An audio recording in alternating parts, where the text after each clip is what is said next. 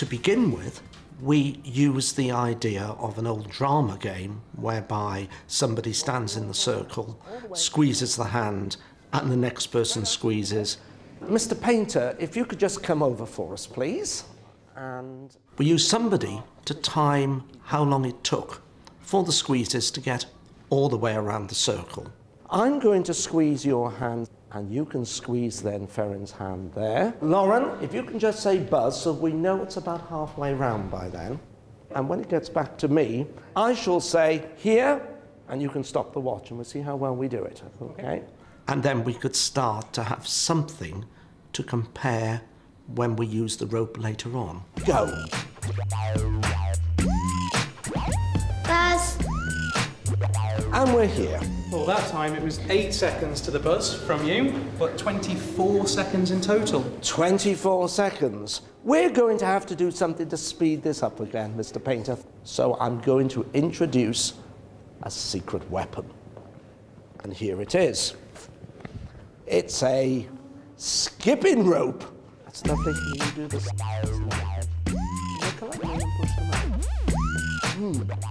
We now needed to introduce the idea that we were modelling electricity. You, from now on, will be a buzzer. So here we are. Let's put this around your neck. And because the child had already said buzz, it was easy to make her into a buzzer. I hope we made this string long enough. I am the battery. So here we are. I'm the battery, and you are the buzzer. Has anyone got any idea what I'm starting to teach you about? Is it about circuits? Well, let's see. Can you say buzz when you feel it? Okay, here we go, and? Here. Buzz. Yeah, it was there straight away. Buzz. Now everything changed, because when the rope was pulled, everybody simultaneously felt the force. That meant that the person in the middle felt it at the same time as the person at the end, and they both shouted together. And the timer wasn't even able to start the watch. Well, it was so fast I couldn't even time it. Jack and Lauren seemed to say at the exact same time, simultaneously. It was good for me as the teacher to be the battery, as I could control the tugging. And we made the point that when you switch a light on, you don't have to wait for the electricity to go down the wire. This demonstrates how electricity is instant.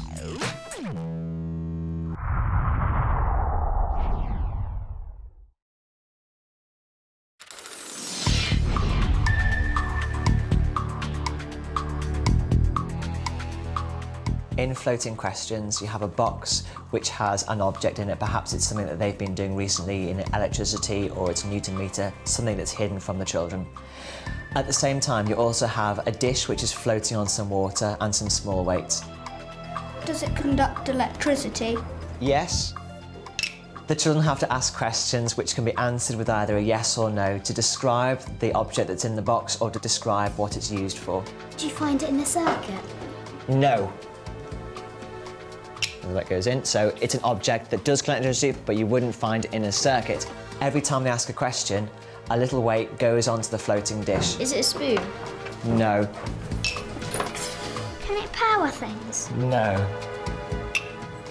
Is it tinfoil? It is tinfoil, yes. Tinfoil was the object. You're just safe. Children enjoy this. It's really competitive, and it helps them just to remember what equipment is and what it's used for. Would you find it in a kitchen? No. Does it produce light? No.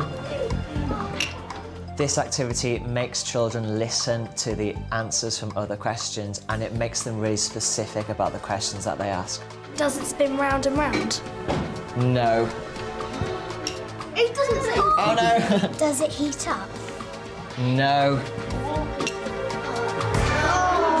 There's only a certain amount of questions that you can get before the dish sinks, and they have to identify the object before that happens.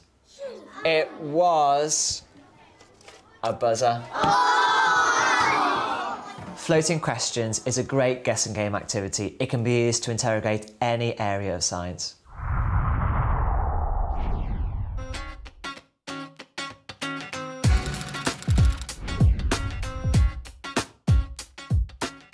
This lesson idea involves hands-on science, it uses familiar objects, and it is linked with their everyday life.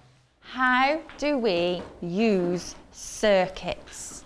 I need you to answer this question on your whiteboards. First part of the lesson was to ask the children to find out all the different circuits they are familiar with. Lamps, torches, radio, laptops.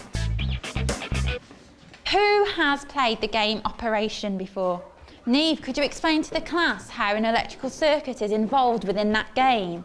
You have to try and take these little circle plastic counters out of the body, and if you touch the metal bit, it buzzes and then it's connected the circuit. Birthday cards? How would you use birthday cards using a circuit? You open it and it makes the circuit connect, and then that makes it all start singing. How does the challenge I gave to the children was to demonstrate how circuits work. So what should we make? Think about the buzzer. The children plan their circuits on their whiteboards. Yeah, so you two. There's lots of discussion in the groups as they decide what to do and how to do it. And then the fun part, the making. Go!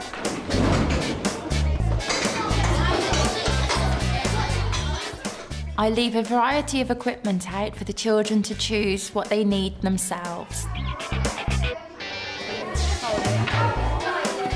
We need to fix sellotape around it so when it does beep, the electricity won't travel into us.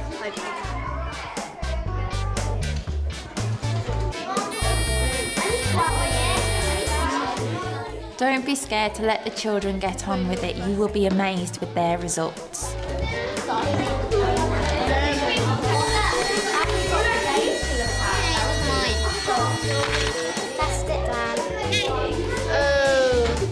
Does that work?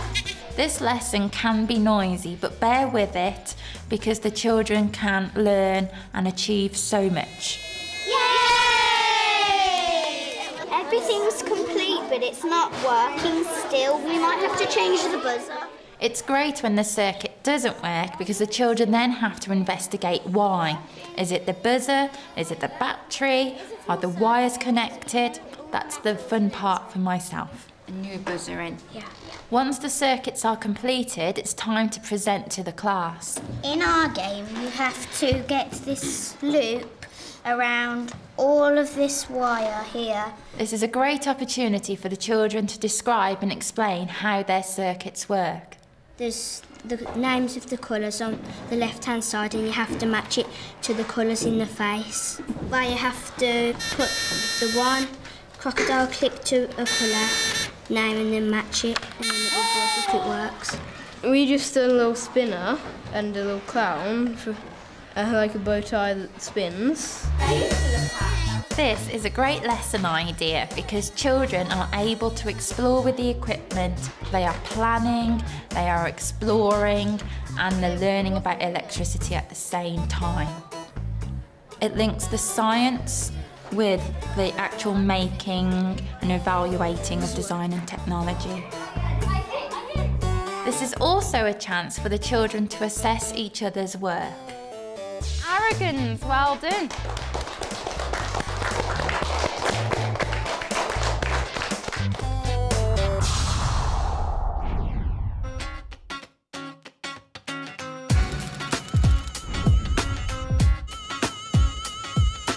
So let's have a little look. So put your finger on there. Right, hold hands all the way around.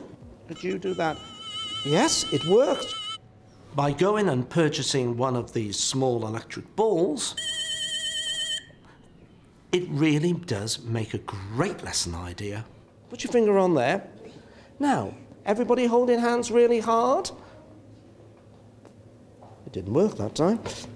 It's because Jack was holding hands through his jumper. When we connect hands, it actually goes right way through, like an electrical circuit.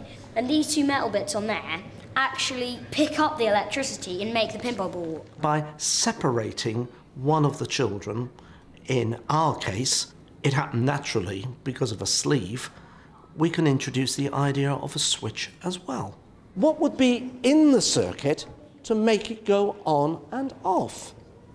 The switch. The switch. Put your fingers on there, everybody except Jack. So here we are, we're holding this, but the circuit isn't complete. We go round until we get to Jack.